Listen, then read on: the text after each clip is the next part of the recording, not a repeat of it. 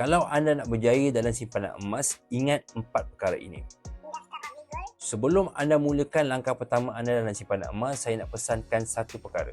Simpanan emas ni mudah, tapi ramai orang yang rugi sebab mereka tak belajar asas. 4 perkara ini yang wajib anda ingat. Yang pertama, gunakan duit lebihan sahaja. Jangan sentuh duit kecemasan. Kalau kita beli emas dengan duit yang kita akan guna, kita sendiri akan tertekan apabila kita perlukan cash.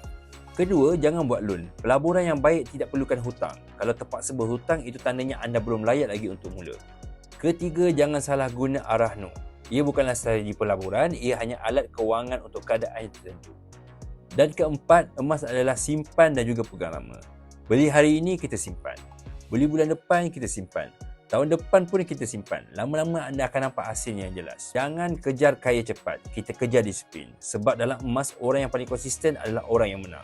Untuk memulakan simpanan emas bersama Public Gold, anda boleh hubungi saya dan jangan lupa share, follow dan juga like untuk info lain tentang emas.